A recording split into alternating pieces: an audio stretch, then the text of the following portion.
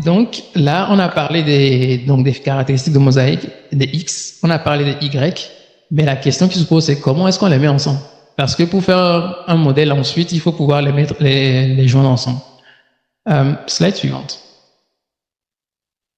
Donc, comme je vous le disais tout à l'heure, mosaïque, en fait, il va découper le monde entier en des cellules, en des cellules de résolution 0,01 degré. Donc, c'est des latitudes et longitudes. Donc, 0,01 degré, ça fait à peu près, lorsqu'on est au niveau de l'équateur, 1 km². Mais en réalité, vu que la Terre est ronde, là, vous voyez par exemple que donc 1 km², on a à peu près tout ce qui est un peu dans cette région-là. Mais au niveau des pôles, on est des fois même à 200, à 0,2 hectares. Mais la chance que nous on a, c'est que le Togo est au niveau de l'équateur, donc les cellules, on peut considérer que c'est des cellules de 1 km². Donc les données de mosaïque, lorsque vous allez les télécharger, les données les plus brutes que vous pouvez avoir, c'est au niveau de cette résolution-là de 1 km². Donc si vous voulez faire, dépendamment de ce que vous voulez faire, le 1 km² peut être bon. Mais des fois, comme je vous le disais tout à l'heure, les données d'enquête, souvent, elles vont être disponibles peut-être au niveau des quartiers, au niveau communal. Donc, c'est une résolution généralement plus grande. Donc, vous allez des fois être amené à faire des agrégations. Parce que si vos données d'étiquette, par exemple, sont au niveau, je vais dire au niveau des quartiers, donc peut-être que dans tout le Togo, on a 1200 quartiers. Donc, il faut que les cellules de mosaïque, donc le Togo, ça fait 56 600 km². Donc, vu que c'est pas exactement 1 km², donc les données de mosaïque, lorsque vous les téléchargez pour le Togo, vous aurez à peu près 49 000 et quelques cellules. Donc, ce qu'on peut faire, en premier temps, avant de faire la jointure, c'est qu'on va faire une agrégation de ces cellules-là au niveau des quartiers. Parce que si on a la chance, justement, d'avoir la géométrie des quartiers, ce qu'on va faire, c'est qu'on superpose la géométrie du quartier avec les cellules, et les cellules qui tombent dans le quartier, on va faire leur moyenne, tout simplement. Donc, c'est-à-dire que dans un quartier, par exemple, si on dit ce quartier ici, il correspond à 10 cellules de mosaïque. Ce qu'on va faire, c'est que les 10 cellules-là, on va prendre leur moyenne. Et donc, on va dire que ce quartier-là, maintenant, voilà maintenant son nouveau features. Et ensuite, vu que les données que moi j'ai, par exemple, ça peut être la démographie, la densité dans le quartier, je vais pouvoir maintenant faire la jointure, par exemple, en utilisant uniquement le nom des quartiers.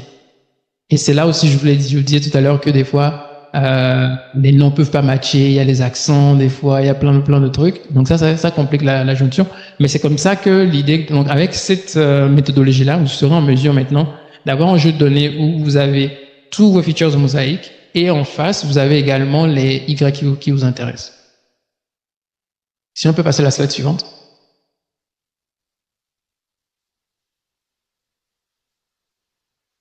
Donc le choix de la résolution, encore une fois, ça dépend de votre problème. Des fois, vous voulez, par exemple, quelqu'un parlait de pouvoir compter des arbres, je crois tout à l'heure. Quand on veut compter des arbres, déjà même 1 km², c'est petit. C'est trop grand déjà, parce qu'il faudrait vraiment avoir un truc beaucoup plus petit. Par exemple, si on veut compter des bâtiments, le kilomètre² est déjà trop grand. Mais quelqu'un qui veut faire, des fois, il peut avoir, si vous voulez, par exemple, il y a des projets, par exemple, dans Mosaïque, où c'était au niveau du pays. C'est-à-dire que chaque pays a été fusionné pour faire une seule donnée. Donc, tout dépend de ce que vous voulez faire. On va le montrer tout à l'heure. Lorsque vous voulez, donc, il y a un site web Mosaïque où vous pouvez télécharger des données. Et eux, ce qu'ils ont fait, c'est qu'ils ont mis à disposition plusieurs niveaux. Donc, vous pouvez télécharger des données, par exemple, au niveau d'un pays. Vous pouvez télécharger des données au niveau de la région et au niveau de la préfecture. Donc, c'est ça qui correspond sur les slides à... Donc, vous avez ADM0, tout à l'heure, on va le montrer sur le site. ADM0, c'est généralement le niveau du pays. ADM1, c'est les régions. Pour nous, on parle de région, mais dans notre pays, ça peut être la province, des choses comme ça. Et ADM2, c'est la préfecture. Ensuite, on a différents aussi de taille. Donc, moi, ce que je dis, c'est que, premièrement, il faut d'abord voir les données d'étiquette que vous avez, c'est quoi leur résolution. Si vous avez des étiquettes qui sont au niveau de la région, clairement, il faut aller à la région, parce que ça, c'est rien d'avoir 1 km².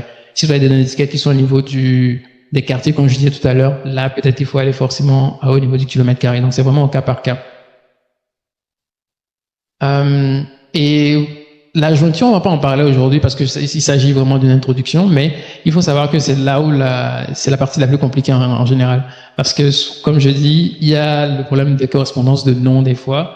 Il y a les changements des limites administratives, comme je disais aussi. C'est-à-dire que aujourd'hui, par exemple, les cantons de tout à l'heure, les cantons de 2012 ne sont pas les cantons 2025. Je crois que les préfectures aussi ont changé entre-temps. Donc, des fois, il faut aller réussir à retrouver vraiment les bonnes géométries de l'époque, en plus de trouver les bonnes images.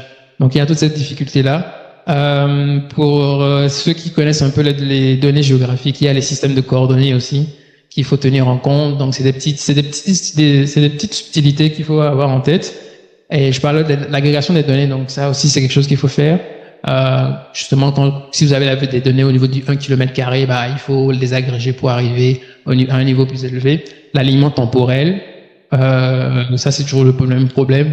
Si vos données d'étiquette sont sur une période précise, il faut avoir les images de la même période.